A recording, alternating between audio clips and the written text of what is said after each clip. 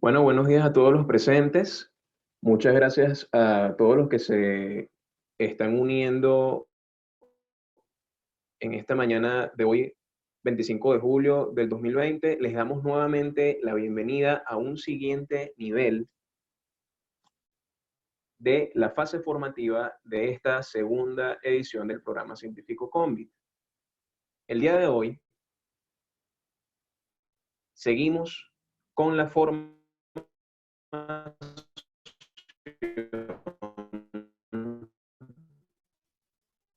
en materia del taller número 2, invitado muy especial. Él es el doctor Juan González, Juan Pablo González Rivas. ¿Quién es el doctor Juan Pablo? Para introducirles un poco de nuestro invitado especial. El doctor Juan Pablo es médico cirujano holandino, Senior Researcher of the Cardiovascular Study del Hospital Universitario de St. Annes en la República Checa. Vale mencionar otros logros y reconocimientos del doctor Juan Pablo, como Senior Researcher of the Venezuelan Study of Cardio-Metabolic Health, EVSCAM, y fundador y CEO de la Fundación Salud Timotes.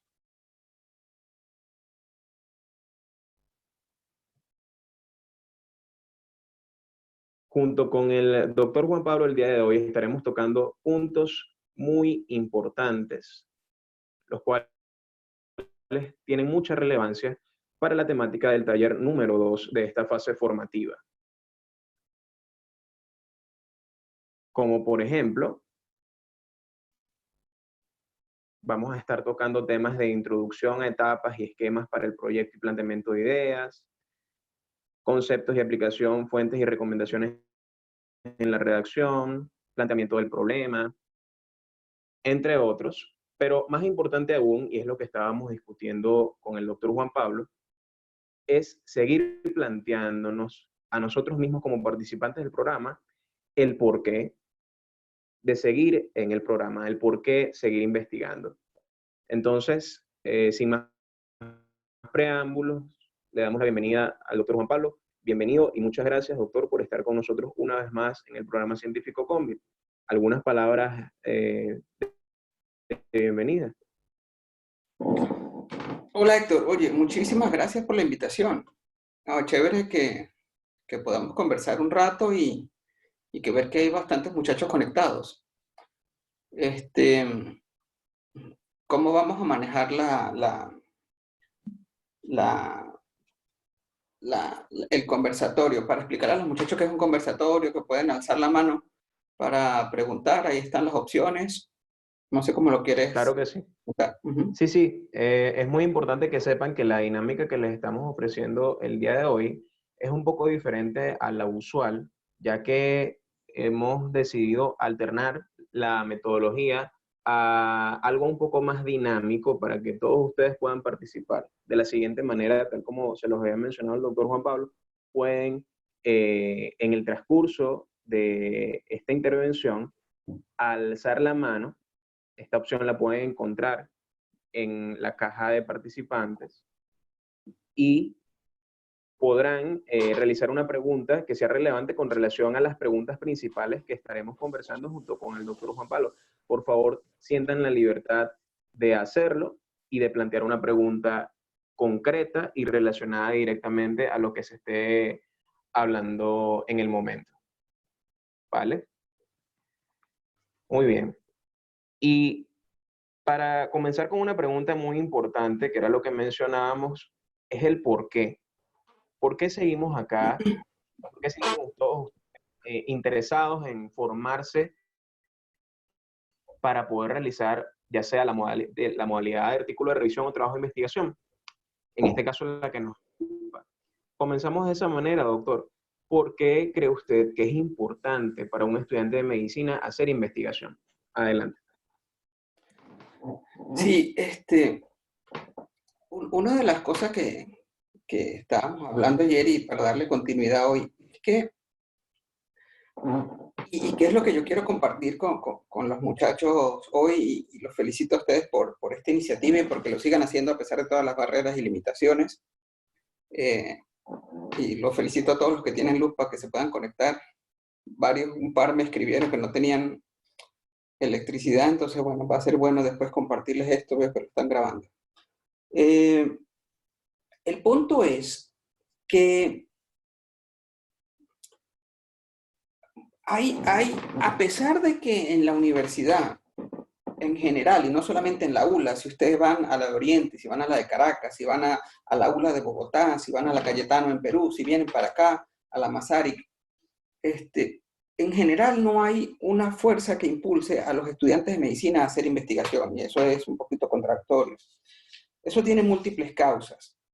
Pero a pesar de eso, hay un grupo, como ustedes, que tratan de impulsar y promover la investigación, y eso es algo maravilloso, a pesar de que no hay una formación estructurada para ello, ni hay un impulso institucional para ello. Y los pequeños impulsos que hay no son suficientes. El punto de por qué es importante es porque en la carrera de formación del médico, uno sigue, y de cualquier personal de salud, uno sigue el método científico, ¿sí? Donde usted conoce un tema, plantea una pregunta de investigación, usa el método científico, una serie de pasos para llegar a una pregunta, a la respuesta de una pregunta, y en lo que usted responde esa pregunta, usted le plantea una solución a un paciente. Eso lo hace uno cada 20 minutos, cada vez que un paciente se siente enfrente de uno. La única diferencia entre eso y el investigador es que el investigador escribe los hallazgos y los publica. Y incluso el médico muchas veces escribe los hallazgos, pero no lo manda a publicar. Entonces la diferencia entre un médico y un investigador es un solo paso.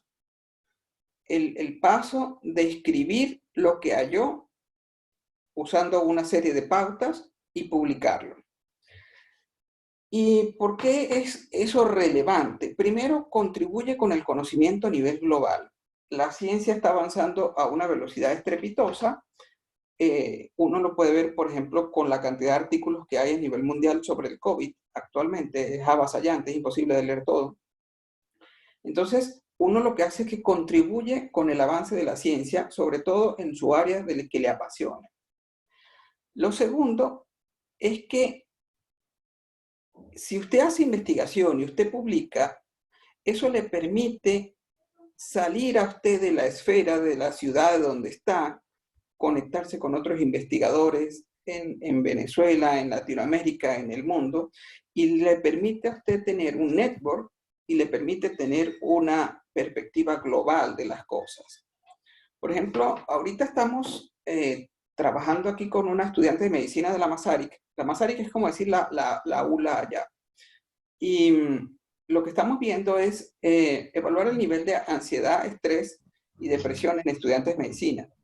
Entonces, a mí me llama la atención la perspectiva que ella tiene sobre la ansiedad y el estrés de los estudiantes aquí en Chequia y lo diferente que ella se lo imagina de lo que puede hacer en Venezuela. Entonces, si ella logra hacer una interconexión con estudiantes de diferentes partes del mundo, va a tener una perspectiva global y va a crear un network. Y eso es lo que a uno le abre las puertas. Una de las personas que a mí me ha enseñado en el mundo de la investigación es Ramfis Nieto. Ese es como mi maestro y amigo en investigación. Y Ramfis publicó en 2014 un artículo que es sobre la adaptación transcultural del algoritmo de la diabetes y prediabetes en Venezuela. Y luego él fue al año siguiente a un congreso en Estados Unidos y la forma como lo presentaban a él es un médico muy reconocido de Barquisimeto, pero la forma como lo presentaban a él es el doctor Ramfis, él es el autor del artículo de TDNA en Venezuela. Y la gente, sí, el artículo de TDNA en Venezuela. O sea, esa se volvió su tarjeta de presentación. A él no lo presentaron como, mira, él es el doctor que está en Barquisimeto, que tiene una edad muy bonita. Mira, él es el doctor que atiende 20 pacientes al día. Mira, él es el doctor que tiene una camioneta muy bonita. No. El punto que lo permitió a él identificarse con las otras personas y que le permitió abrir las puertas fue esa publicación. y a partir de esas publicaciones vinieron 10 más. Entonces, si uno tiene una perspectiva más global sobre una cosa, siempre va a ir mejor. Y eso se puede hacer haciendo investigación desde que es estudiante de medicina. Muy bien, doctor. Tiene toda la razón. Es muy cierto cómo la investigación puede ser nuestro boleto y tarjeta de presentación a la hora de, digamos, intentar probar nuevos horizontes y abrir nuevas puertas. Dentro de su intervención, usted mencionaba que la investigación es algo a largo plazo. ¿Por qué? ¿Por qué no es algo de un fin de semana? Eso es muy importante. Tú sabes que, como lo nombraste, yo estaba coordinando el proyecto EBESCAN, proyecto que se llama Pirámide de Investigadores. Por aquí no veo... aquí está Agua Santa, la veo conectada acá. Ella es una de esos proyectos. Y, y una de las cosas que aprendimos entrenando a más de 40 estudiantes de medicina en esto es que hay un error en la concepción de la idea de investigación por parte del estudiante de medicina. Porque la mayoría entra con un interés a corto plazo de publicar un póster, un par de papers de bajo impacto y tener esos 2 números para entrar a posgrado. Y eso lo piensa hacer cuando en un par de fines de semana o cuando tenga una rotación sencilla. Y en esos momentos es que abro espacio. Y eso no sirve. Eso no sirve para nada. Si una persona tiene el interés de la investigación, tiene que crear una visión global, ¿verdad? Cuando una persona empieza a hacer una línea de un trabajo de investigación, no solamente tiene que pensar, oye, esto lo voy a presentar en el CONVIT del próximo año, 2021, sino que también esta idea puedo buscar una beca para irlo a presentar en un congreso en París como a representantes de estudiantes de medicina, lo que hay que someterlo. Entonces, tener esa perspectiva global y tener la perspectiva a largo plazo, eso tarda años aprender a investigar, años. Estábamos hablando ayer de que una persona se gradúa y hace un máster, y en el máster se está más o menos 2 años. 1 año viendo materias, 1 año haciendo un trabajo de investigación para agarrar una idea de lo que es un trabajo de investigación. Y luego de eso viene el PhD, y en el PhD tiene que hacer entre 3 a 6 trabajos de investigación completamente tutoriados. Y ahí, cuando se gradúa de PhD, tiene una idea y va a tener como 6 o 7 trabajos publicados.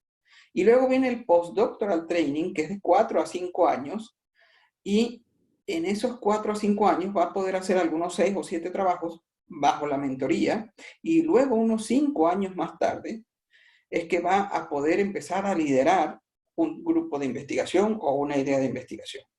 Entonces, ese es el camino del investigador. Y abre puertas maravillosas, y son muchas puertas en todos lados. Entonces, es muy importante que cuando una persona empiece investigación, lleve una perspectiva global y lleve una perspectiva a largo plazo. Ok, yo voy a formar parte intrínseca del ejercicio médico o el estudio de la medicina o de lo que esté estudiando. Están estudiando nutrición, enfermería, nosotros somos el área de la salud, y lo voy a llevar con la investigación. Y eso va a ser algo, eso va pegado a la carrera. Muy bien.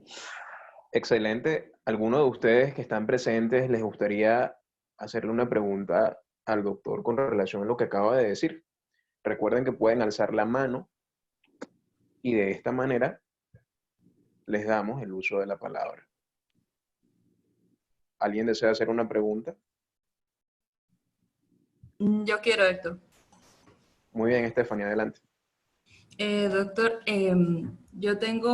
yo me inicié en la investigación desde la primera edición del programa científico CONVIT Y pues yo sí tengo una visión a largo plazo con la investigación. Me gustaría conseguir una beca en una universidad, no sé si usted sabe de alguna en especial, en Estados Unidos. En alguna universidad en Estados Unidos hay una manera de aplicar siendo investigador destacado o algo así. Hay, hay muchas. La que yo conozco más se llama Welcome Trust. Se escribe como Welcome de bienvenida, pero con doble L.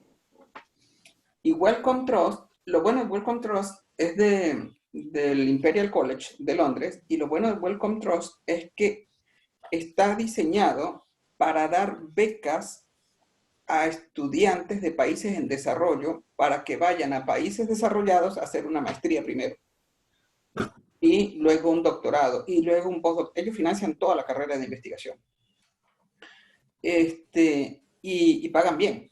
Es una buena beca. Esa es una de muchas. Pero si, por ejemplo, si tú simplemente googleas scholarships en scholarships y pones el tema que te interese, eso hay bastante. Pero la que yo conozco es Welcome Trust. Y la que ellos piden, lo que piden es que tú pongas una propuesta de una maestría, que es un estudio pequeño, y la propuesta son 6 páginas. No es nada complicado. Por lo menos estar conectado. Ok, Muy bien. perfecto, doctor. Y esos son maestrías. Para la parte de pregrado, ¿hay alguna oportunidad si uno fue, por ejemplo, estudiante aquí en una universidad latinoamericana y pues no pudo terminar sus estudios, pero desea continuar sus estudios en Estados Unidos y pues ha sido un investigador destacado? ¿Es posible? ¿Sabe de alguna en especial? No, no, ahí es difícil, porque lo que hay son más, por ejemplo, Welcome Trust financia campamentos de verano en centros de investigación. Vamos a suponer, tú me dices, mira, Juan, el próximo año voy a aplicar una beca para Welcome Trust porque me voy a ir para el centro de investigación donde tú estás 3 meses, y ellos pagan todo, pagan el viaje, pagan absolutamente todo. Eso sí lo hacen como parte del entrenamiento. Ahora, desde el punto de vista de investigación, no sé qué es lo que llamas investigador destacado, pero te digo que ellos lo ven por lo siguiente. Ellos lo ven de acuerdo a la etapa donde tú estés. Entonces, si estás como estudiante de medicina, tienes que aplicar para digamos, ese tipo de cosas. Sí, para ese nivel. Independientemente si tienes 1 o 10 publicaciones, a menos que sea algo de mucho impacto y que tú estés liderando, pero es muy difícil, porque es lo que estamos diciendo, esto toma mucho tiempo. Entonces, ellos te van a tomar de acuerdo al tiempo o la etapa en la que esté tu carrera. Si eres estudiante de medicina, hay que buscar becas para estudiantes de medicina. Y ahí el punto clave es unirse a un grupo de investigación que ya esté consolidado. Entonces, en ese caso, y en medicina en Estados Unidos ya eso es otro tema, porque están lo de los STEPS. Ir a ejercer como médico es otra cosa. Ir a hacer investigación es relativamente más fácil, digamos más rápido. Y en ese caso lo que uno tiene que identificar es el área, más o menos los grupos de investigación que a uno le interesan, en las ciudades que a uno le interesan, y uno les escribe un correo. Muy bien, gracias, doctor. Muchas ¿Alguna gracias. otra pregunta, muchachos? Recuerden que hay personas que, bueno, recién se acaban de unir, pueden en esta modalidad de hoy tipo conversatorio, poder intervenir y poder decir una pregunta u opinión con relación a lo que el invitado especial de hoy, pues, nos está comentando y explicando. Pueden levantar la mano. ¿Alguna otra pregunta de parte de ustedes? Ok, muy bien. Doctor Juan Pablo, en este orden de ideas, y seguramente ya lo hemos tocado con las otras intervenciones que ha mencionado, que ha explicado el día de hoy, pero vale la pena recalcarlo con una pregunta fundamental. Entonces, ¿cómo en Venezuela un estudiante de medicina debe o puede iniciarse exitosamente en la investigación? Ahí está. Las primeras preguntas que conversamos eran más de perspectiva, ¿verdad? Tener primero la big picture de la idea. Esta pregunta es más de acción. Ok, si yo entiendo que esto es importante para mí, si yo entiendo que esto es una carrera a largo plazo y que esto me va a dar un contexto global, ¿cómo empiezo yo? ¿Qué tengo que hacer? Pero una acción clara. Y la respuesta es muy simple.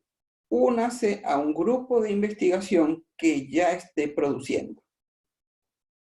Eso es. Entonces, el detalle está es que en todos lados están ávidos de gente que quiera ayudar. ¿Ve? Gente que quiera hacer un paper, gente que quiera ayudar a recolectar data, gente que quiera evaluar algo. Entonces, hay dos opciones. Una opción es identificarlos dentro de la misma facultad, ¿sí?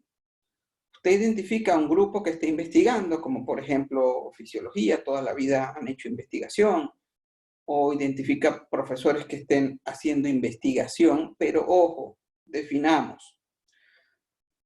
Son personas que están haciendo publicaciones, que están en PubMed. Eso es muy importante.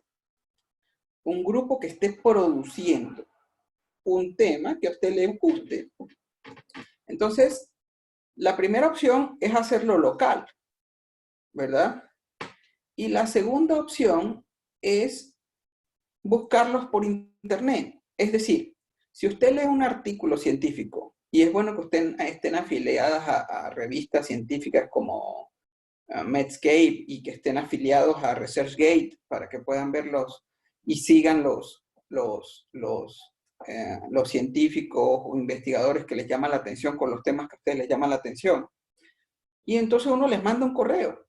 Por ejemplo, en 2014 yo publiqué un artículo que era sobre resistencia psicológica al uso de insulina. Personas con diabetes que no se quieren inyectar. Y yo lo vi del doctor Polonsky. Entonces, lo que uno hace es que uno lee el artículo, le parece interesante y se hace la pregunta que es, bueno, ¿cómo puedo hacer yo esto acá? Entonces, ¿qué es lo que hace uno? Le manda un correo al doctor Polonsky. Mire, y yo tengo ya un par de publicaciones con él. Gracias a eso, uno le manda un correo, doctor, yo vi su paper, vi esto, me gustaría trabajar con usted, tengo esta curiosidad aquí en Venezuela, ¿cómo podemos hacerlo? Y él me dijo, bueno, hagamos estas 5 cosas. Las hicimos y ahí tenemos la publicación. Con el doctor Jeffrey Mechanic, que tengo más de 14 publicaciones y 2 artículos de libro, fue igual. Yo entré en el grupo donde él estaba trabajando, luego le escribí, doctor, yo quisiera trabajar en estas áreas, y él me dijo, hagamos este plan de acción para los próximos 2 años. Lo hicimos y ahí están las 12 publicaciones. Entonces el punto es que no traten de hacer eso solos. Es muy importante, porque es que es difícil. Ustedes pueden tener la idea y pueden tener la motivación y todo eso, pero es difícil obtener algo de alto impacto si lo van a hacer solo. Si se unen a alguien, a un grupo que ya esté haciendo el trabajo, tienen más chance de presentar póster en congresos, de publicar los artículos, de culminarlo y avanzar de modo de crear una línea. Entonces, la pregunta que ustedes se tienen que hacer después de esta charla, y si van a anotar algo, anoten esto, es ¿a qué grupo de investigación me gustaría unirme? Sea de aquí de Venezuela, de Mérida, o sea de cualquier parte del mundo. Siempre todos los grupos están interesados en que la gente les escriba y le diga, mire, yo quiero colaborar. Eso es lo que hay que hacer. Muy bien, gracias, doctor. Darwin Plaza. Adelante, Darwin. Buenos días, doctor. ¿Usted sugiere que unirse a un grupo de investigación que esté produciendo, que esté haciendo producción científica es una idea conveniente para comenzar a investigar?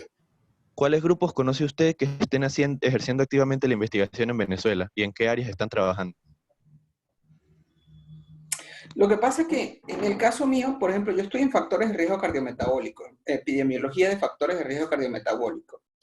Pero si usted se pone a ver, por departamentos, siempre hay grupos. Por ejemplo, si usted va al hospital, a la Cheula, que yo ya tengo casi más de año y medio afuera, pero me imagino que estarán muchos de los mismos allá. Si usted va y habla con la doctora Paoli, por ejemplo, ella está liderando factores, lo que es parte endocrinológica y sobre todo pediátrica, endocrinología pediátrica. Y ella tiene muchísimas publicaciones y ella es la editora de una de las revistas más importantes de Venezuela, que es Archivos de Endocrinología. Está allí. El grupo de cardiología siempre están publicando. El doctor Donís siempre está haciendo publicaciones. Ellos tienen su línea de investigación más que todo con los residentes, pero siempre si llega algún estudiante, eso siempre le abre las puertas. En la parte de inmunología y la parte de lo que es identificación sexual, y eso está, el profesor Guillermo Terán también está activo en la parte de investigación. Entonces, si usted se pone a ver, y por supuesto fisiología, siempre han hecho investigación. Entonces, si usted se pone a ver, hay muchos grupos. Y si sales de Mérida, más. Por ejemplo, en Maracaibo está el grupo del Zulia que investigan muchísimo. Entonces, la forma de encontrarlos, yo les recomendaría entrar a ResearchGate como puerta de investigación. Por eso ResearchGate es como el Facebook, pero de los investigadores. Pero usted en vez de poner una foto, pone la publicación. Entonces usted pone ResearchGate, ya le estoy dando 2 páginas. La primera fue Wellcome Trust, esta es ResearchGate. Si usted pone ResearchGate, usted va y pone Universidad de los Andes, usted va a ver todos los grupos de investigación de la Universidad de los Andes. Si usted pone Universidad del Zulia, va a ver todos los grupos de investigación del Zulia, y así los ve por grupos, ¿ves? Entonces, esa es la forma de encontrarlos. Muy bien. ¿Alguna otra intervención de parte de los presentes? Recuerden que pueden levantar la mano y damos el uso de la palabra en base a lo que el doctor Juan Pablo esté interviniendo en el momento. Doctor, usted nos dice que es necesario, y obviamente es un modelo a seguir en base a la experiencia que usted está teniendo y ha tenido, vale la pena unirse a grupos de investigación que ya estén establecidos, ¿no? Entonces, para la mayoría de los participantes del programa científico CONVIC, tanto en la primera como en la segunda edición, generalmente ocurre que todos los que se unen no tienen ningún tipo de experiencia en investigación, absolutamente ninguna, y ven el programa científico como una oportunidad para por lo menos iniciarse con la terminología básica, que para cualquier investigador dirá, oye, es algo extremadamente básico, pero es que sí, realmente la mayoría de los participantes del programa científico CONVIC no tienen ni idea. Y nos dice Carelis Alveares por acá, por favor, doctor, ¿podría escribir el nombre? Bueno, ya creo que lo había escrito el doctor, ¿no? Sí, ahí está. Sí, bueno. Entonces, en virtud de eso, un estudiante que no tenga ningún tipo de experiencia en lo absoluto, al intentar unirse a un grupo de investigación establecido, tal vez no sea tan fácil, ¿no? Porque el grupo de investigación a lo mejor preferiría o pedirá que el estudiante tenga cierta experiencia, tenga algún tipo de publicación. Y es justamente por eso que valdría la pena que el estudiante pasara por un programa de formación como estos para que por lo menos tenga algo que presentarle a ese grupo de investigación al que se quiera unir. No, mira, no estoy de acuerdo. Ahí coloqué las páginas, ResearchGate y Wellcome Trust. Cónchale, no, se me olvidó, Wellcome Trust es con doble L. Mira, no estoy de acuerdo, porque es que, o sea, vamos a ser justos y asumamos que el que está coordinando el equipo no es un pendejo. En el sentido de que cuando alguien llega y le dice a uno, mira, yo quiero aprender a investigar y yo quiero ayudar, ¿verdad? Y yo quiero ayudar. Y esa persona viene con motivación, con energía, esa persona aprende. Entonces, lo que digo del coordinador es porque él sabrá cuáles son, digamos, las posiciones en donde puede ubicar a la persona, ¿sí?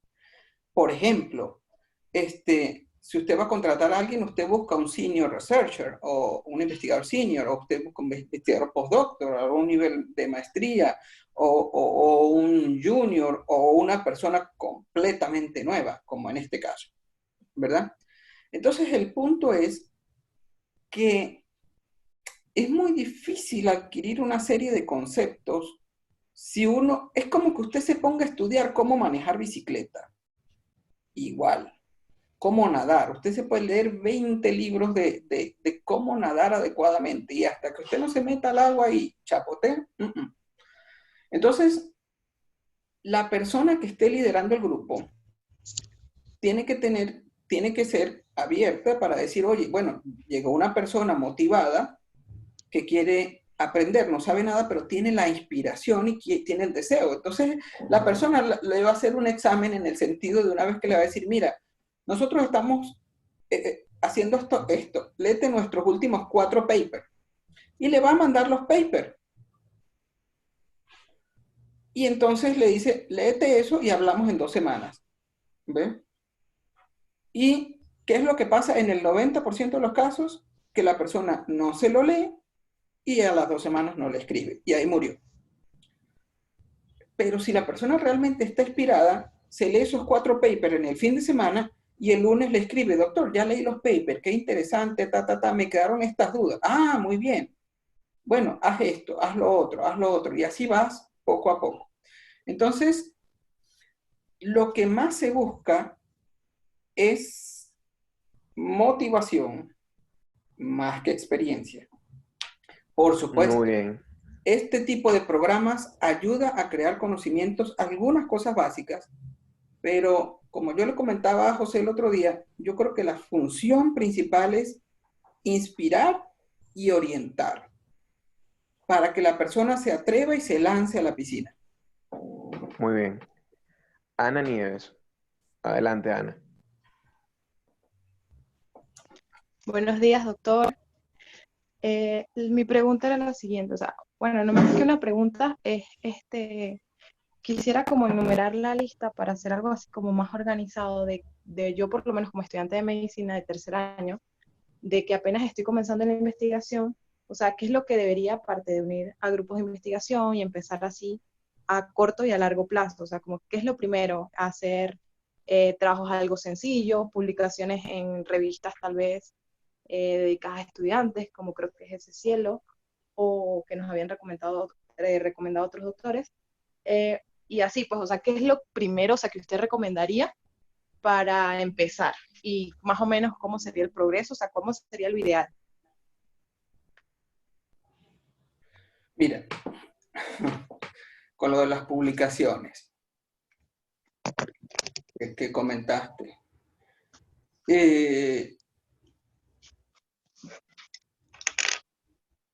Un paper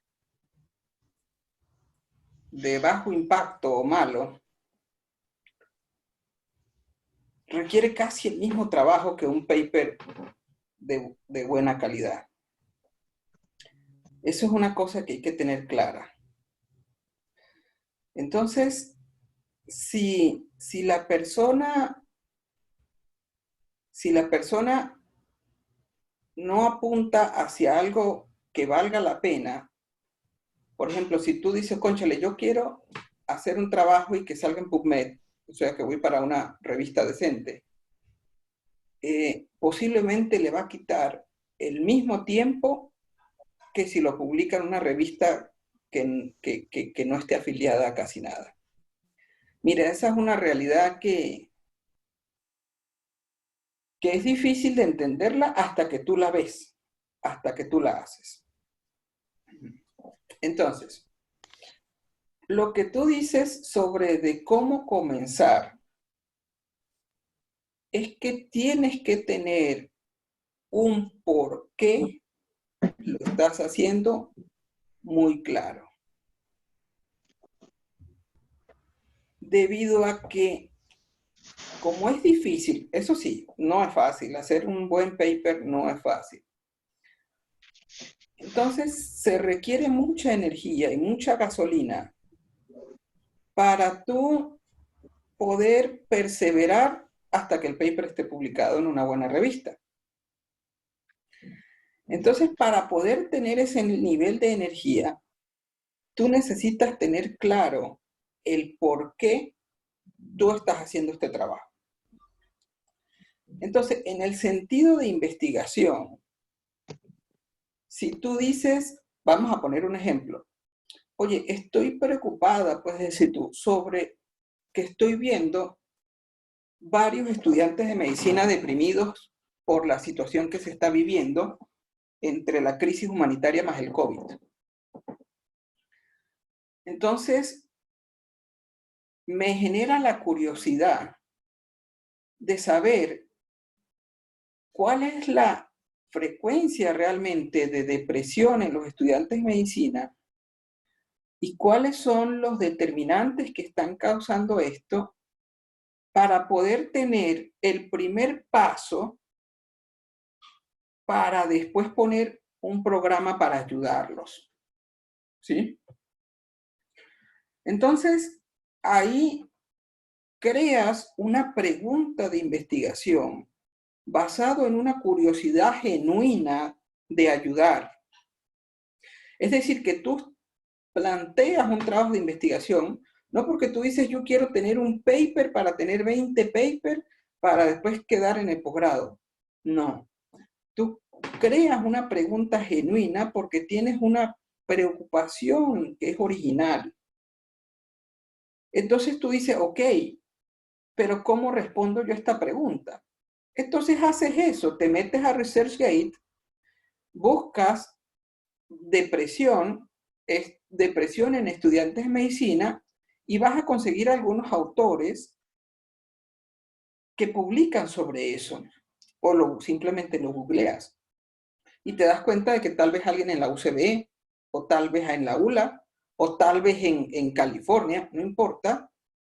Entonces, tú te conectas y le dices, doctor, yo veo que usted trabaja con depresión en estudiantes de medicina y usted sabe que en Venezuela estamos viviendo esta situación y yo estoy preocupada porque tengo un par de amigos que están como deprimidos. ¿Qué tengo que hacer? Entonces, ahí tú entras dentro del grupo de investigación. ¿Ve?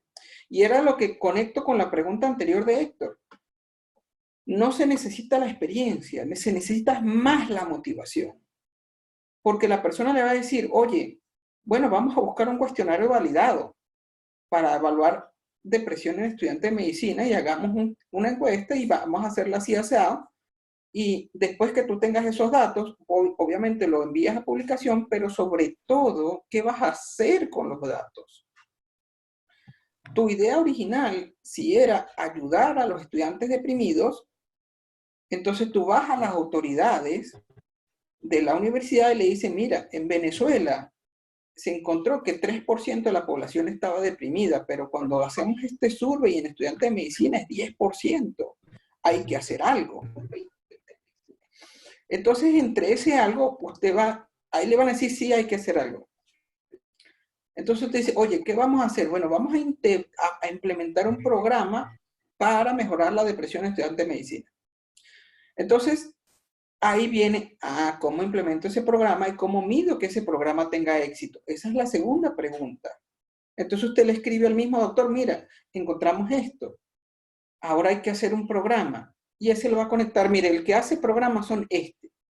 Y ese le va a decir. Entonces así, bajo la mentoría de un equipo que ya está trabajando, usted va siguiendo una línea que le apasiona por el sentido de ayudar, que a la final si uno se inscribió en medicina es por ese sentido de ayudar.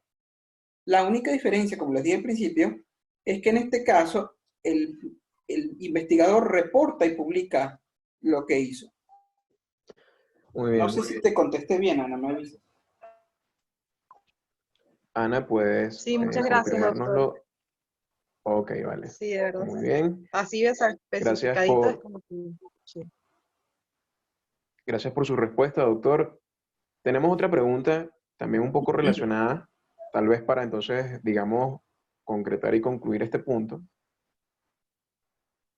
de parte de Angélica. Ella nos dice, ¿qué actividades iniciales desarrollan los estudiantes de pregrado que entran a un grupo de investigación? ¿Alguna actividad tiene mayor relevancia? ¿Recolección de datos, redacción? ¿Cómo se logra escalar dentro del grupo para lograr esa posición? Bueno, eso depende del grupo, ¿verdad? Lo cierto es que redactar, eso sí es difícil. ¿Quién escribió eso? Angélica. El medical writing es una cuestión que lleva años aprender. Entonces, depende del grupo y depende del estilo y depende de las necesidades de lo que esté basado el grupo. Pero usualmente lo primero que se hace, que uno pone, digamos, a hacer una persona es a recolectar datos. Y recolectar datos a búsqueda de datos primero. Oye, por ejemplo, siguiendo este ejemplo de depresión en estudiantes de medicina, si una persona está, un investigador está, vamos a suponer, yo tengo esa curiosidad y alguno de ustedes se conecta, me escribe, Juan, ¿piensas hacer algo con estudiantes de medicina aquí? Sí, queremos evaluar esto. Entonces, ok, yo quiero participar, pero yo no sé nada de investigación, no importa. Busca por PubMed todas las publicaciones que haya de los últimos 5 años sobre depresión en estudiantes de medicina. Y haz una tabla con estas características. El autor, el año, Entonces uno le da el parapeto. Y la persona se está 2 o 3 semanas buscando información. Entonces, cuando una persona entra a un grupo de investigación, eso es como lo más básico con lo que la persona empieza. Y es muy importante porque empieza a entender el tema. Y luego, si va a esa etapa, oye, vamos a recolectar los datos. Tenemos el cuestionario, recolectar los datos. Entonces, eso es una actividad que hace mucho el estudiante de medicina.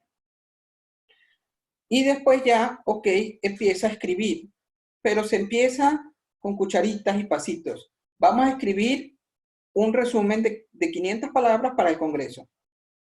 Y la persona escribe el resumen, saca una sola tabla, ¡pac!, y lo hace. Luego, ok, vamos a escribir un póster. Entonces, escribe el póster que tiene más palabras. Y luego vamos a escribir un paper corto. Entonces, así se va llevando a la persona. Pero es una cosa que tarda años y depende mucho del grupo. Gracias, doctor.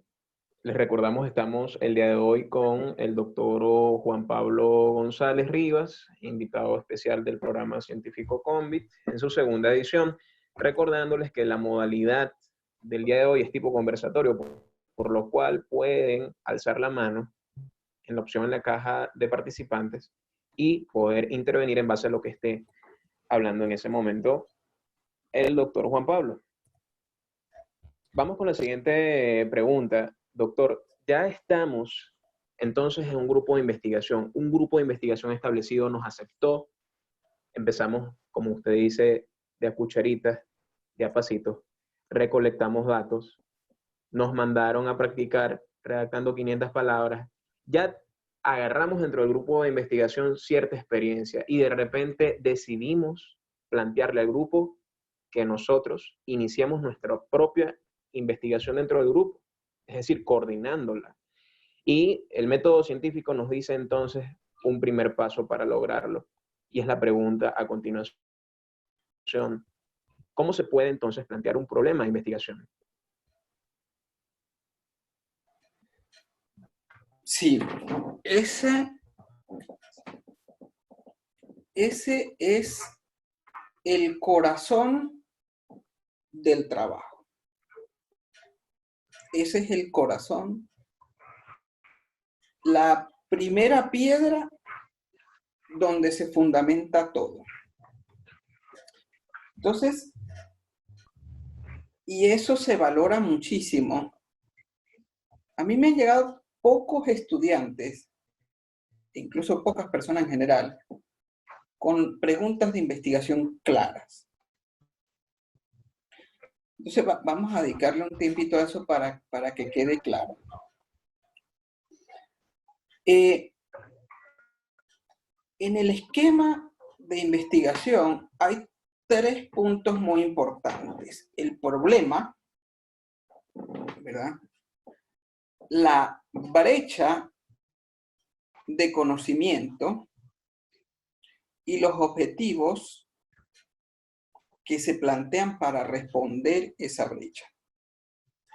Entonces, lo primero que una persona debe buscar con claridad es la pregunta de investigación.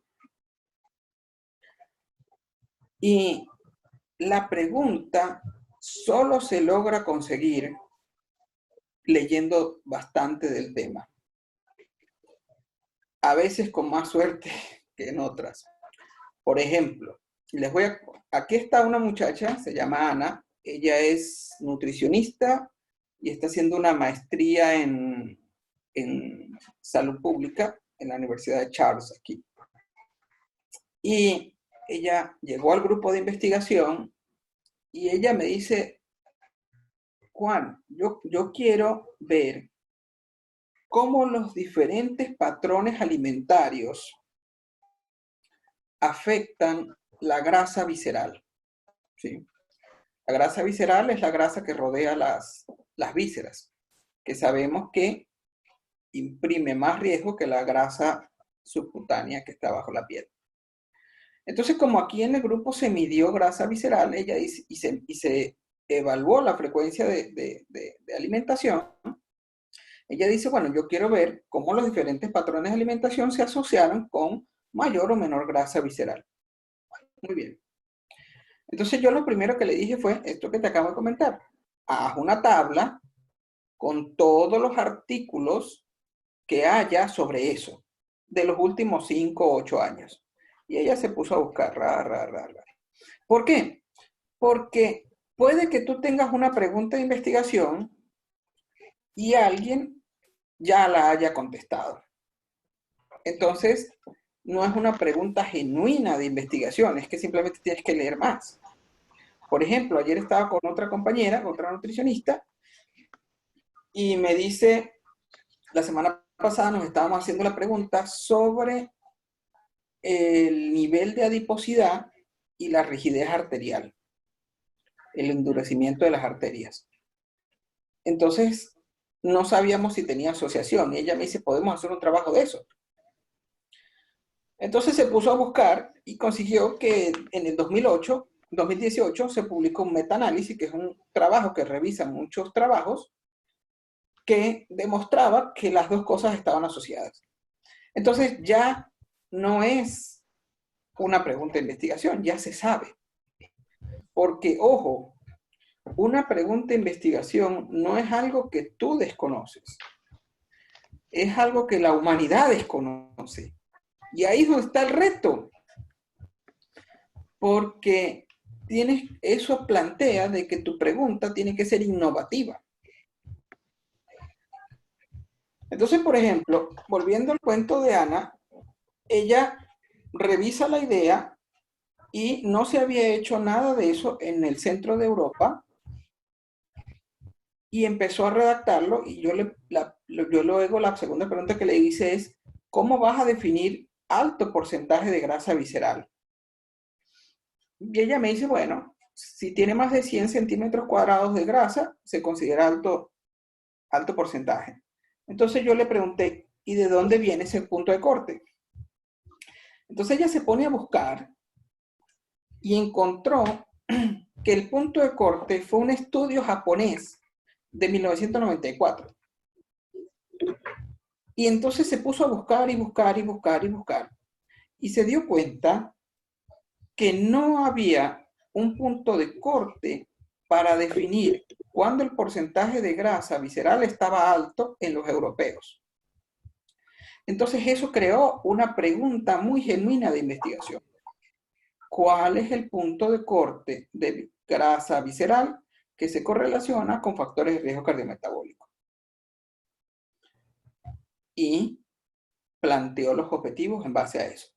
Entonces, el punto es que para conseguir una pregunta de investigación, usted tiene que leer mucho, porque no es la pregunta suya, sino es la pregunta de la humanidad. Y ahí es donde la cosa se pone difícil, hay que leer bastante. Y entonces por eso es que te decía ahora, de que ahí es donde muere la mayoría de la gente. Porque tal vez un estudiante o cualquier persona le llega a uno con una idea y uno le dice, bueno, es una tabla que resuma los últimos trabajos de eso en 20 años, entonces cuando se pone a leer se da cuenta que ya lo respondieron y pierde la motivación. Ahora,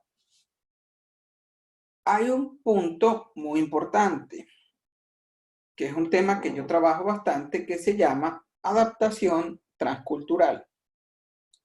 Por ejemplo, para que ustedes entiendan cómo han cambiado las cosas en los últimos años. En 2008, un amigo me planteó, como en 2007, 2008, me dice, Juan, yo quisiera evaluar circunferencia abdominal con factores de riesgo cardiometabólico.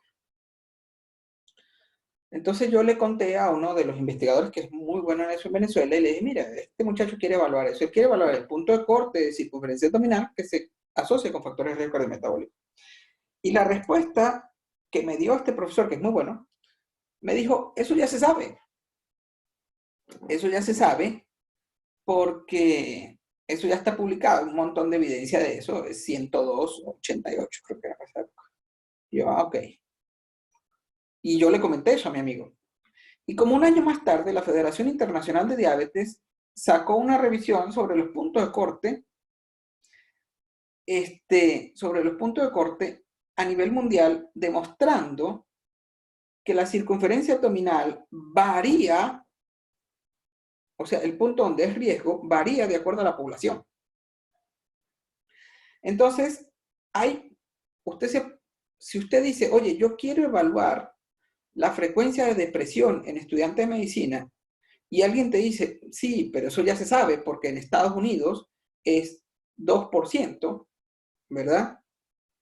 Usted no puede decir, ah, sí, en Mérida es igual. La zona y la particularidad que ofrece cada zona hace que la pregunta de investigación sea única. Porque usted dice, ok, puede que globalmente se conozca, en 20 países se hizo, pero no se hizo en medio de una crisis humanitaria y después de un COVID o durante un COVID. Entonces, el ambiente donde usted lo haga, como el ambiente es diferente, la pregunta es diferente. Porque no va a ser igual. El contexto sirve para ser un elemento diferenciador. Totalmente, esa es exactamente. Totalmente. O sea, si yo te digo, no, que Héctor, no, yo ya hice ese trabajo aquí y yo ya encontré aquí que en Brno el 10% de los estudiantes de medicina tienen estrés. Y tú me vas a decir, sí, pero ¿cómo comparas tú el estrés de un estudiante de medicina de Checa con un estudiante de medicina de Maracaibo o de Mérida? No se compara, el ambiente es diferente. Entonces, ¿qué es lo que sucede? Hay una queja continua. Es normal y es bueno que exista hasta cierto punto la queja de que no hay investigación en Venezuela suficiente y las universidades no lo promueven. Ok. Pero ustedes ahorita están parados sobre una mina de oro increíble de oportunidades de investigación. Pero es oro puro. ¿Por qué? Porque cualquier dato que se publique en una crisis humanitaria es nuevo. Si ustedes dicen tal cosa en Colombia, ah, bueno, sí, pero es que Colombia se puede parecer un poquito a Perú y tal, y ya hay unos estudios que se parecen. Pero tal cosa en Venezuela, ah, eso es único. Eso es innovador. porque el ambiente hace que la exposición de los factores sea diferente. Entonces hace que las preguntas sean muy originales. Y a la gente le fascina leer ese tipo de cosas. Depresión en estudiantes de medicina durante una crisis humanitaria potenciada por el COVID. ¡Boom! Eso es un artículo que le interesa a todo el mundo a nivel global. Porque es único. ¿Ven?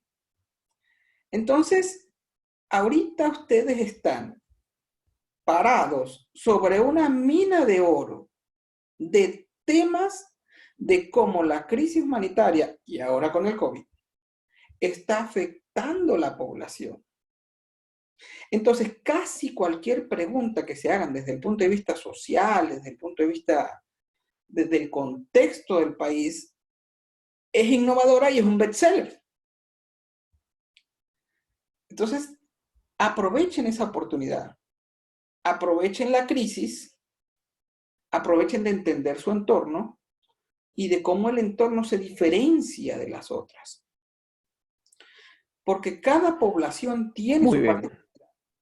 Pero en este caso, el contexto venezolano ofrece una tremenda para los investigadores. En virtud de eso, Andrea Estupiñán nos hace una pregunta, doctor. Dice, buenos días, doctor. ¿Recomienda usted entonces iniciar en la investigación con planteamientos del problema que se centren en Venezuela? Y si es así, ¿sería en realidad relevante para la investigación mundial? Sí y sí.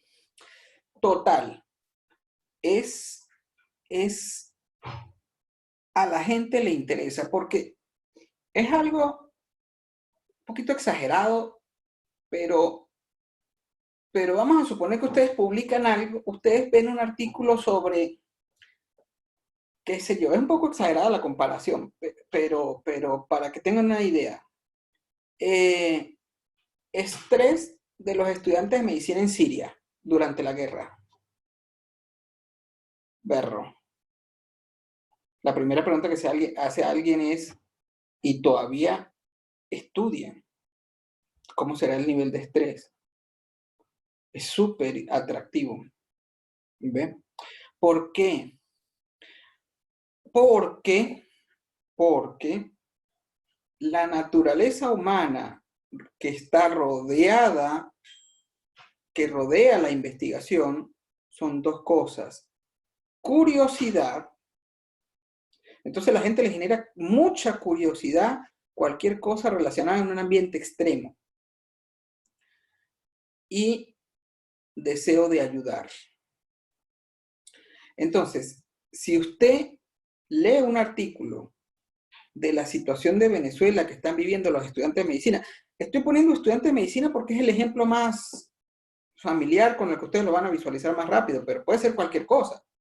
Pueden ser estudiantes de secundaria, de primaria, pueden ser gente de la comunidad, puede ser gente con diabetes. Imagínense un reto ahorita, un artículo que diga retos del paciente con diabetes tipo 1 en Venezuela durante el COVID y la crisis humanitaria. Entrevista a 20 o 30 pacientes con diabetes tipo 1 y se hace un estudio cualitativo. ¡Uf! Eso va para de las mejores revistas del mundo. Y lo que tiene que hacerles son 4 o 5 focus group a 20 chamos que tengan el problema. ¿Ve? Pero la curiosidad, que es el centro de la pregunta de investigación, debe salir de algo genuino que usted ve en el día a día. Entonces, por ejemplo, si usted dice esa y usted quiere sacar un artículo de eso, que eso se lo recibirían casi que en Lancet, usted dice, oye, ¿y quién me puede ayudar? Oye, ¿quién investiga diabetes tipo 1 en Mérida? Pues la doctora Paoli. Pues va para el hospital de endocrinología y la busca y le dice, mire doctora, yo tengo un primo que tiene diabetes tipo 1 y eso no consigue la insulina, bla, bla, bla, bla, bla, y yo quiero saber cuál es la situación y los retos que enfrenta, y yo quiero publicarlo para crear conciencia, para que se permita que entre insulina a Venezuela. Entonces, curiosidad y ayuda. Entonces, oye, ese es un tremendo paper. Y lo que hace es una entrevista a 20, 25 personas. No necesitas plata para eso.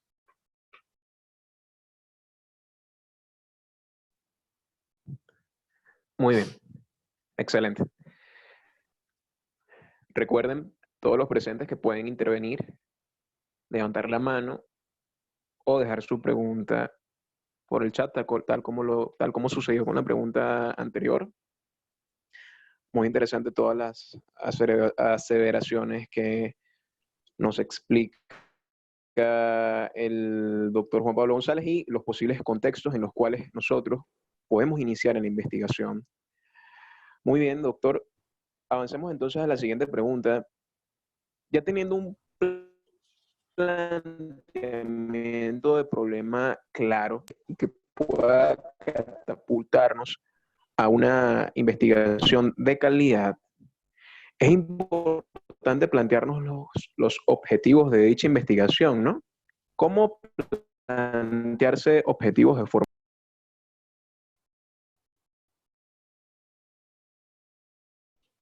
No se terminó de escuchar lo último. Ahora sí te escucho, ajá. Es sobre los objetivos. Adelante. Sí, muy bien. Entonces, sí, en este le comentaba caso, que una vez teniendo un planteamiento del problema correcto, ¿cómo plantearnos los objetivos de forma correcta? Sí. Por cierto, estoy viendo aquí a Ana Sori conectada. Qué bueno.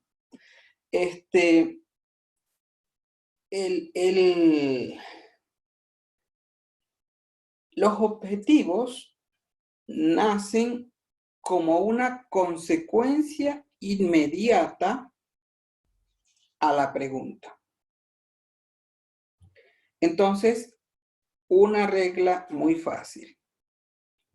Una pregunta, un objetivo. Y se recomienda que entre 2 o 3 objetivos sea apropiado. Ya más de 3 es muy complicado, se empieza a difundir. Por ejemplo, siguiendo con el ejemplo de depresión en estudiantes de medicina. Si yo me hago la pregunta, oye, en medio de la crisis humanitaria más el COVID, estoy viendo que la gente está como de ánimo apagado, o estresada, o ansiosa, puede ser ansiedad, pero vamos a seguir con el ejemplo de depresión.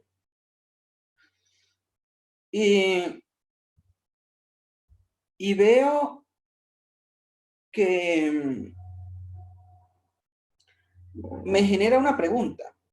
¿Cuál es la frecuencia de esto en la facultad?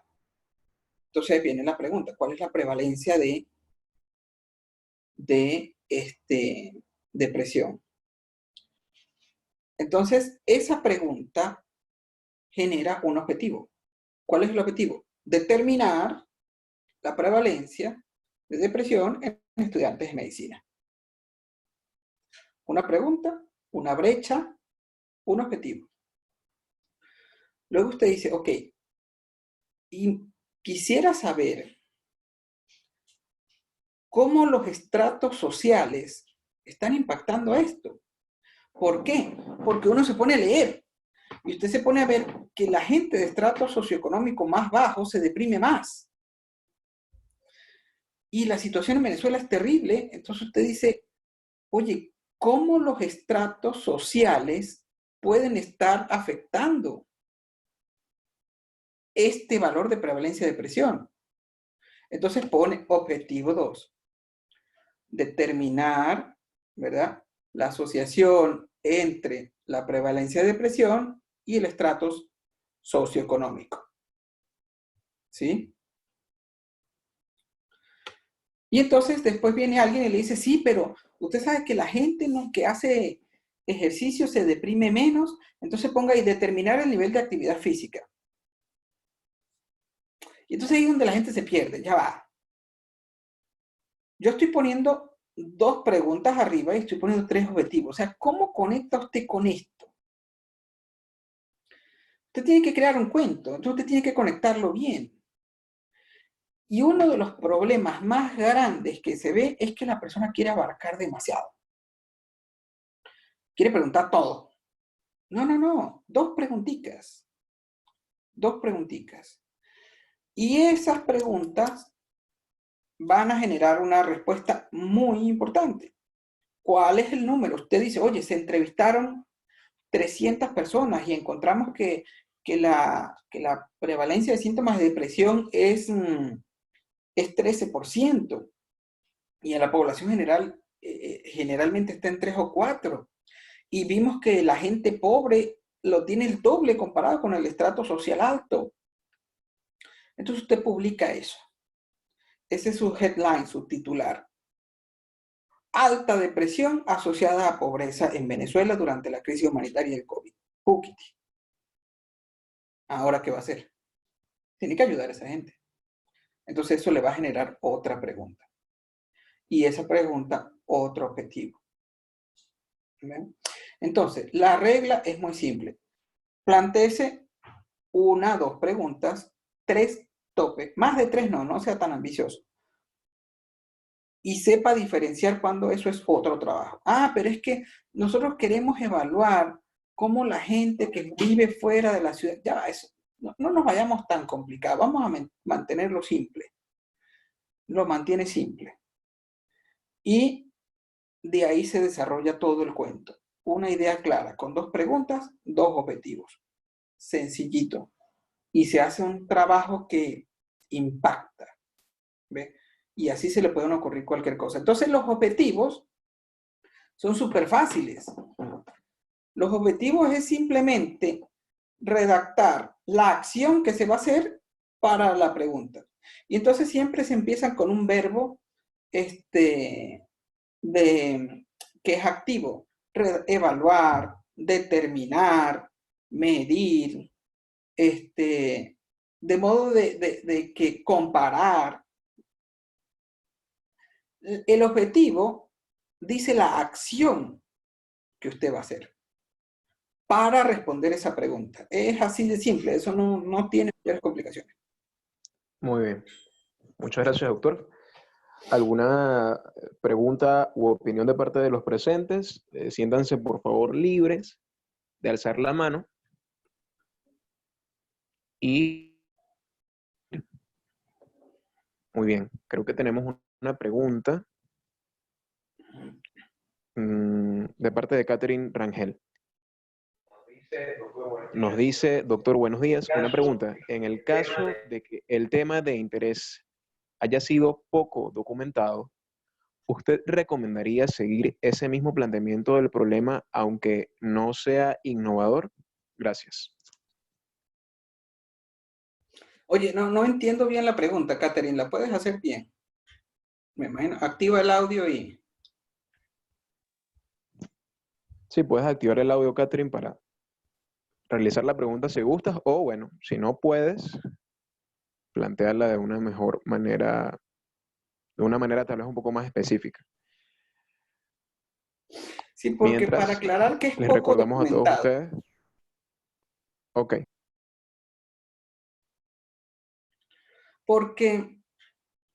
Porque, o sea, hay cosas que se desconocen por completo, ¿verdad? Hay cosas que son contradictorias.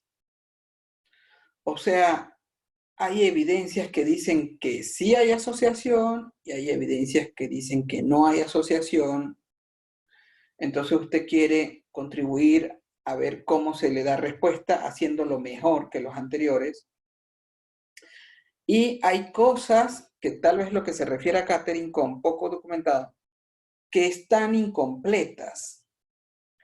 Es decir, vamos a suponer, y ese incompleto es un incompleto relativo porque no responde todas las preguntas o salen más. Vamos a suponer con el mismo ejemplo. Se hizo este trabajo, depresión en estudiantes de medicina y determinantes sociales relacionados. Y se hace, y alguien lo lee y le parece muy interesante y dice, pero ¿sabe qué? No se evaluó el tabaco. Fumar está asociado a la depresión y vemos que la gente está fumando mucho, etcétera, etcétera. Entonces queremos evaluar. Ya no es conocer la prevalencia, porque ya se sabe. Queremos evaluar cómo en estos estudiantes de medicina que salieron con alto nivel de depresión, queremos evaluar cómo el consumo de tabaco incrementa o no la depresión. Entonces uno busca un grupo de gente que tenga depresión, un grupo de gente que no tenga depresión, un grupo de gente que fume y otro grupo que no fume, y compara esos grupos para ver si hay una asociación. Entonces, en ese caso, no es que hay un vacío de conocimiento completo, sino que usted va contribuyendo a ese bloque de conocimiento para crear esa casa que al final va a ser, oye, ya se entiende más o menos bien este problema. Pero la realidad es que es infinito. Siempre que una persona publica algo va a dejar más dudas. Esa es la idea. Adelante. Muy bien. Catherine nos aclara, doctor, que la duda es que ha encontrado con algunos papers que mencionan que no existe suficiente evidencia para determinar si una verdad es absoluta o no.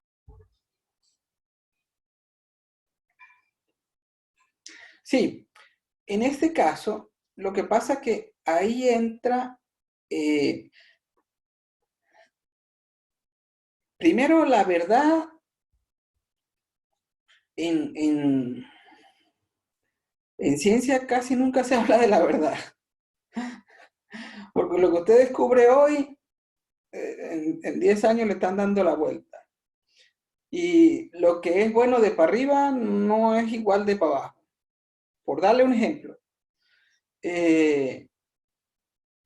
está demostrado que mientras más alto el nivel de hemoglobina glicosilada, que es el porcentaje de azúcar que usted tiene pegado al glóbulo rojo por la diabetes, mientras más alto, más infarto. Eso está clarito. Entonces hay unas gráficas que usted vea, más hemoglobina glicosilada, más infarto. Entonces, ¿cuál era la recomendación? Oye, hay que tener la hemoglobina glicosilada baja, hay que bajarla, ¿verdad? Entonces salieron un par de estudios, el ACOR y el ADVANCE en 2008, que demostraron que si la persona tenía la hemoglobina glicosilada alta, usted lo trataba y en lo que bajaba, si bajaba, más bien le producía infartos. Eso abrió una brecha de un paradigma muy impresionante, que es que si usted lo sube, consigue un riesgo, pero si usted lo baja, consigue otro. Entonces no es lo mismo subir que bajar, así sea por la misma ruta. Por eso es que lo bonito de esto es que se van a estar creando brechas que algo puede ser completamente cierto, pero puede ser distinto en diferentes entornos o en diferentes ambientes. ¿Ve? Y va a haber siempre contradicción, ¿verdad? Por ejemplo, lo que dice ahí, que no existe suficiente evidencia para determinar si una verdad es absoluta o no. Eso nunca se va a conseguir, porque siempre va a estar evolucionando. Pero el punto es que usted dice, oye, aquí no queda claro algo, este punto no está claro, y no está claro porque se puede hacer de una forma diferente, entonces yo voy a contribuir con este punto. Y saca de eso un pedacito de la pregunta. Muy bien. Nos dice Stephanie Robles, ¿cuáles son los pasos a seguir en una investigación que involucre niños? Por ejemplo, causas de depresión en niños en Venezuela. ¿Se les puede aplicar la encuesta a los padres o cómo sería en ese caso?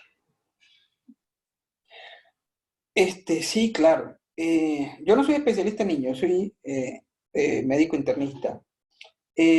Pero lo de la pregunta de los padres, ajá, mire, vamos a hacer el ejercicio aquí. Qué bueno esa pregunta, porque lo pone a uno como en práctica, ¿verdad? Y así es que se aprende. Está esa, por ejemplo, ¿cuáles son los pasos a seguir para una investigación que involucra a niños? Por ejemplo, causas de depresión en niños de Venezuela. Se les puede aplicar a... Entonces, ahí van varias preguntas. Por ejemplo, causas de depresión de niños en Venezuela. Entonces, lo primero que hay que hacer, era lo que estábamos diciendo, usted tiene que ir a buscar todos los artículos posibles que hayan de depresión en niños. Y tiene que volverse un experto en el tema de depresión en niños. Entenderlo, la frecuencia, los determinantes, qué tipo de cuestionarios se usan. De modo de que si sale esa curiosidad, es una curiosidad, ajá, o sea, primero tienen que entender bien el tema, volverse un experto en el tema. Y por eso vuelvo a lo que te decía la otra vez, le decía a Héctor, que no se necesita experiencia, lo que más se quiere es motivación. Motivación para calarse 20 papers sobre depresión en niños y usted leérselos todos. Entonces, el tema le tiene que gustar mucho. A mí no me gusta ese tema, por ejemplo, yo no aguantaría 2, 3 papers. Pero si a la persona le gusta, se lee 20, 25 papers sin problema y se vuelve un experto y hace anotaciones. Oye, la prevalencia de este problema es más frecuente en países desarrollados que en países en desarrollo, porque en países en desarrollo es más frecuente la ansiedad, es más frecuente en gente pobre, es más frecuente en las hembras que en los varones. Entonces empieza a hacer todas las acotaciones.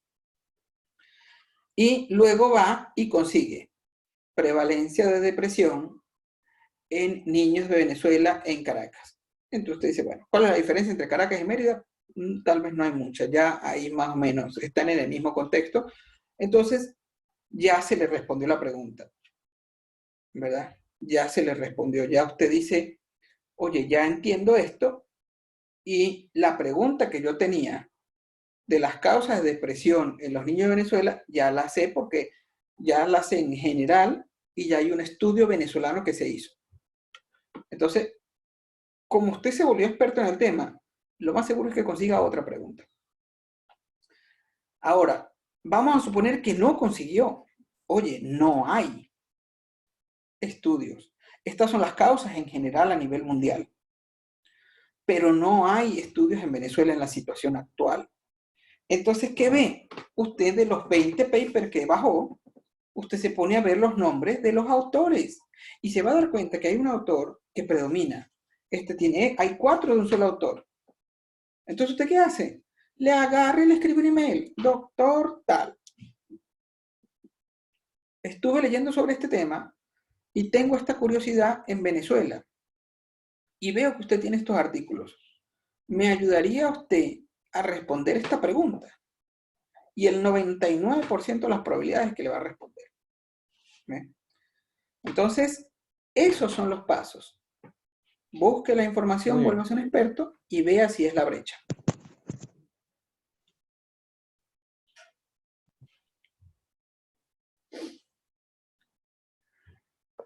Ok. Otra pregunta de parte de Carelis Alvarez, doctor, nos dice, ¿qué garantizaría el impacto de la investigación para nuestro caso en Venezuela en relación a todos los puntos que hemos tocado desde el inicio del conversatorio? Adelante. El impacto es qué pudiera cambiar su idea, perdón, qué pudiera cambiar si usted provee respuesta a esa pregunta.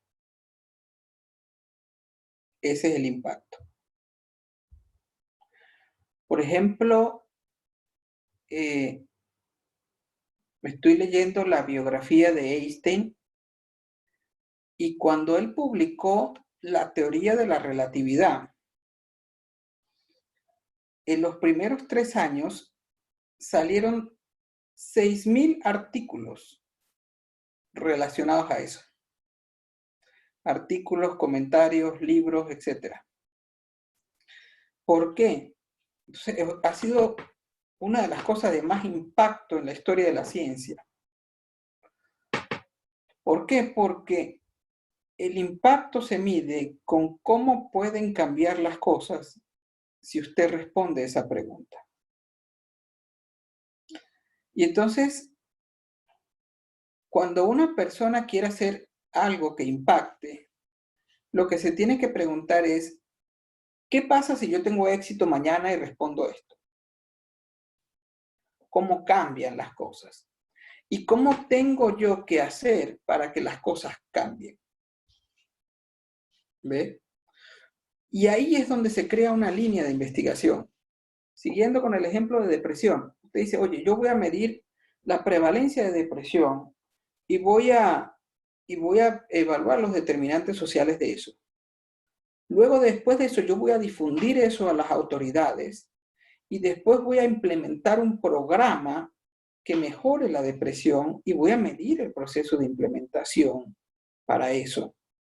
Y a la final voy a promover que se incorpore el programa de prevención y manejo de la depresión en estudiantes de medicina como parte de la iniciativa o de las escuelas de medicina o de los centros de estudiantes, donde sea. Entonces, si eso es adoptado y funciona, usted va a cambiar la forma como un estudiante de medicina vive dentro de la facultad. ¿Por qué? Porque si se siente deprimido y ve los volantes que el grupo del programa tiene y se siente mal y va y se le contacta a un psiquiatra fácilmente, entonces usted le está cambiando la vida a la gente para mejor. Entonces ese es el impacto. Entonces después los vienen y los visitan a ustedes, los otros muchachos de Felsocen y las otras, y dicen, oye, qué maravilloso, vamos a poner esto en las otras escuelas también. Y usted mide el proceso de implementación en las otras escuelas, usted lo publica, entonces tiene 5 o 6 publicaciones de eso, y usted cambia la forma de la vida de la persona con depresión o con riesgo de depresión o con riesgo suicida. Entonces, es preguntarse, ¿qué pasa si tengo éxito? Bueno, va a salir otra pregunta y otra y otra y otra, y así usted hace una carrera en eso. Muy bien. Bueno, muchas gracias por todas las respuestas que nos está dando a nuestras preguntas.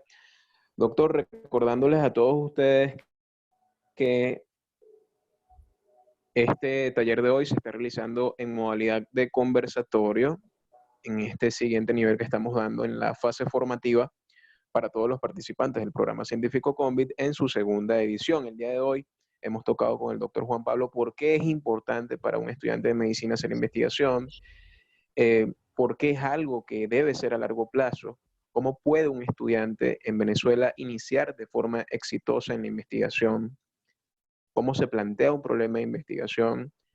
En este apartado, el doctor Juan Pablo mencionó el tema del planteamiento per se, del problema, de los antecedentes y de los objetivos. Entonces, les preguntamos a todos ustedes que están presentes, ¿tienen alguna otra pregunta que complemente todo lo que se ha mencionado y explicado el día de hoy? Recuerden que pueden hacerlo levantando la mano en la caja de participantes y poder realizar su pregunta, ya sea por voz, o si desean pueden hacerlo en el chat directamente de forma escrita. ¿Alguna pregunta de parte de ustedes? Muy bien. Estamos entonces en esta sección, digamos, de preguntas y respuestas que cerraría la intervención del doctor Juan Pablo González el día de hoy. Y para, digamos, animarlos a participar, yo quisiera hacer una pregunta, doctor. Hagamos un supuesto extremo, porque sabemos que con toda su experiencia y recomendaciones que nos ha dado el día de hoy, es difícil que suceda este supuesto, pero asumamos que pueda suceder.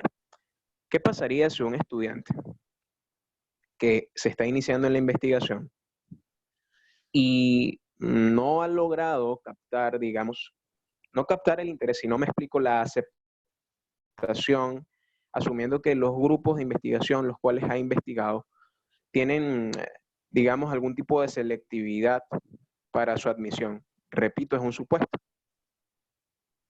¿Existe la posibilidad de que el estudiante inicie solo o con otros estudiantes que igual que él están pasando por la misma situación? ¿Qué recomendación daría usted? Sí, En ese caso es porque, digamos, la causa por la que alguien no le prestaría atención es porque no tiene tiempo o no tiene capacidad para hacerlo. Básicamente no tiene tiempo.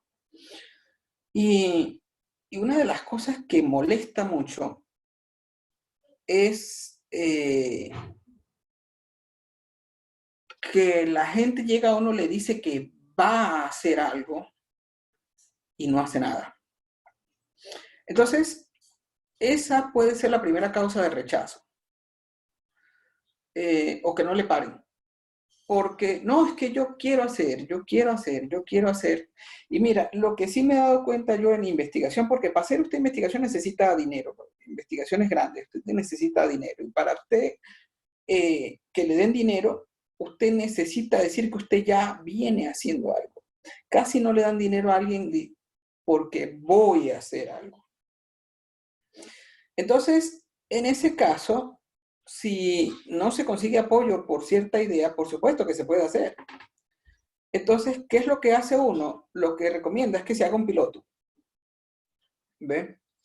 Entonces usted dice, oye, le escribí a un par de personas, me dicen que no tienen tiempo, otro no me contesta, otro me dijo que para dentro de 3 meses, yo no voy a esperar 3 meses. Entonces uno se reúne y lo que hace es que se copia la idea.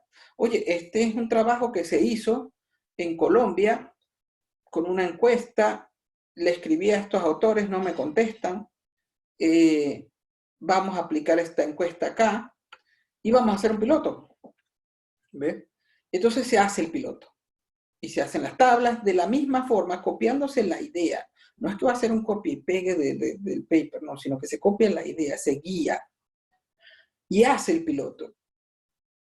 Y le vuelve a escribir o le escribe o le presenta a otra persona. Eso es completamente diferente, porque el cuento cambia, no es yo voy a hacer, es yo hice. Y ahí es distinto. Mira, usted sabe que yo hice una encuesta y entrevisté online a 300 estudiantes de medicina y encontré esto.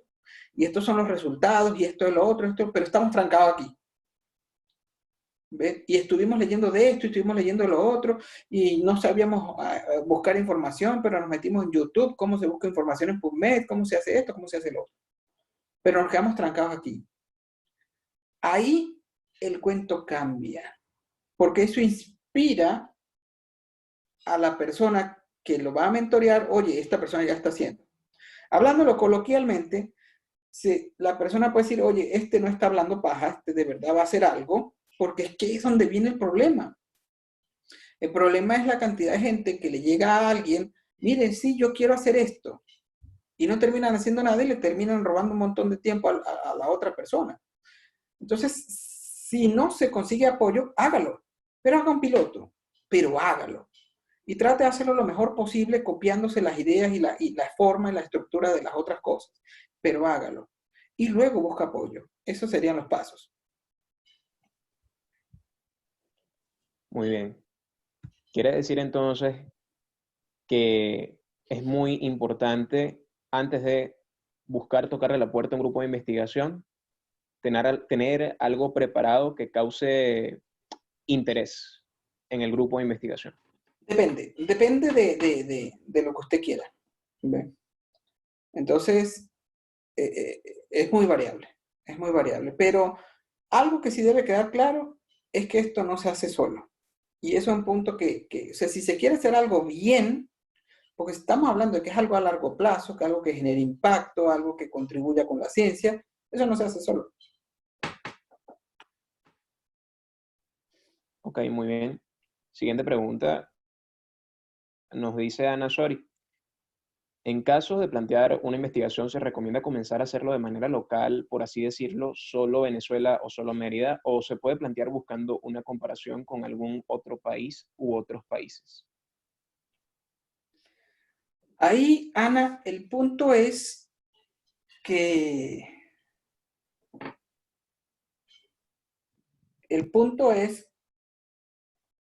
cuando uno se pone muy ambicioso, se hace muy difícil hacerlo. Por ejemplo, cuando uno está escribiendo un proyecto para pedir dinero, una de las cosas que le preguntan a uno es ¿cuál es la factibilidad que tiene usted de hacerlo? Y en ese segmento usted tiene que demostrar que usted lo puede hacer. ¿Ve? Entonces, factibilidad.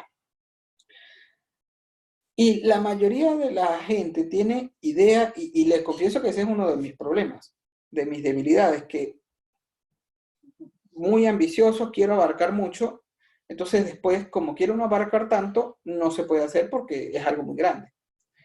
Entonces, en ese caso, empiece pequeño, haga una evaluación en Mérida, en una comunidad, en una localidad. Me acuerdo de Ana cuando coordinaba las colas de la gasolina. ¿Cuál es el nivel de estrés de una persona en una cola comparado cuando no está en la cola? Todo el tiempo hay cuentos de que la gente le da infartos en la cola de gasolina. ¿Cuál es la presión arterial de una persona en una cola de gasolina en Mérida comparado cuando está en su casa? ¿Cuánto varía la presión arterial? Se le midió la presión arterial a 50 personas cuando estaban durante la cola 10 veces y luego se le volvió a medir en su casa y se comparó las diferencias de presión arterial. Es una broma totalmente autóctona. Eso es totalmente original y que crearía un llamado de atención para cómo la situación, el problema que uno ve enfrente de su casa todos los días, le afecta a la salud a una persona. Entonces, eso es algo que no se puede hacer internacional. Eso es algo local. Y es algo que usted dice, oye, yo lo puedo hacer. ¿Ve? Después viene el cómo, que son las otras sesiones que ustedes van a discutir después. Pero yo lo puedo hacer. Entonces busco un especialista en hipertensión. Y lo hago. Ok, Stephanie Roles nos dice que se va a ir a una cola en este momento con el tensiómetro. Primero tiene que diseñar el protocolo. Nos dice Carelis, nos dice Carelis Alviares, doctor, para usted, doctor, ¿cuáles serían 3 de las cualidades indispensables y a tener siempre en cuenta para un estudiante de medicina que quiera producir artículos de investigación? Curiosidad. La curiosidad es la primera. Si una persona está haciendo investigación porque quiere engrosar la carpeta para un posgrado, para una beca, eso no te da la energía suficiente para hacer los trabajos. Tienes que ser impulsado por la curiosidad. Esa es la primera. La segunda es ganas de ayudar a resolver un problema. Si tienes curiosidad y además tienes el instinto de querer ayudar. ¿Ve? Entonces, eso es muy importante. Y la tercera es perseverancia, porque, perro, hacer un paper bueno son muchas horas, muchas horas. Entonces, si la persona es curiosa, quiere ayudar genuinamente y persevera, pues por supuesto que lo logra.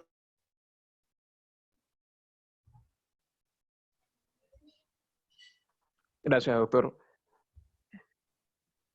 Por favor, siéntanse libres de seguir haciendo preguntas. Creo que ya, pues, estamos cerrando en este momento con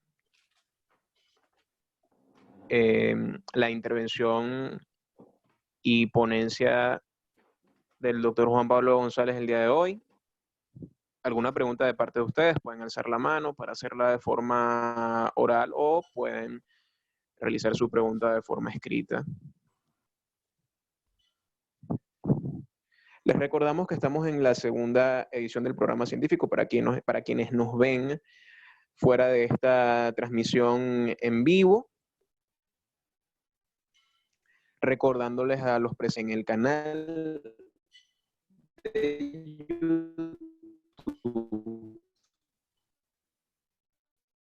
del programa científico y recordándoles a que sigan participando de forma activa en esta fase formativa que continúa dentro del programa científico.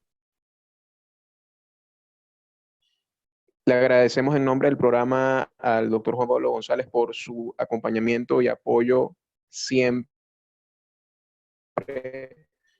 para con esta iniciativa que continúa dentro de la Asociación Científica Universitaria de Estudiantes de Medicina, ULA Mérida. Y bueno, ya que no contamos con ninguna pregunta hasta ahora, creo que de esta manera cerraremos el día de hoy. Doctor, ¿algunas palabras de despedida en esta ocasión? Bueno, lo primero es darle las gracias por la organización y felicitarlos. Qué bueno que están haciendo esto. De verdad que en medio de las dificultades y el COVID y todo este poco de cosas es lo que hay que hacer. Y comentarle para inspirar a los demás de lo que estábamos conversando ayer, que pudiéramos organizar, estoy a la orden para organizar este tipo de reuniones una vez al mes, de 1 hora, con una pregunta específica sobre temas de investigación, cómo contactar grupos de investigación, cómo se escribe un objetivo. Entonces vamos en detalle sobre cómo se escribe un objetivo, cómo se hace una búsqueda bibliográfica, pero más que cuestiones técnicas, cuestiones, o sea, más práctico. Entonces, estoy a la orden para futuras actividades, de modo que lo hagamos de una forma regular.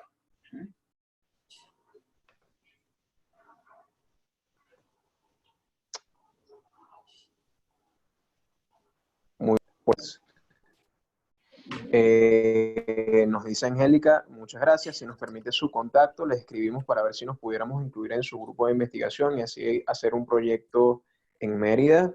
Muy bien. En este caso, nosotros vamos a compartir el contacto del doctor Juan Pablo González. Lo puede escribir usted en este momento, doctor, si gusta. Ok, ahí está. Igualmente también lo compartiremos por el grupo de participantes del programa. Gracias a todos por estar presentes el día de hoy.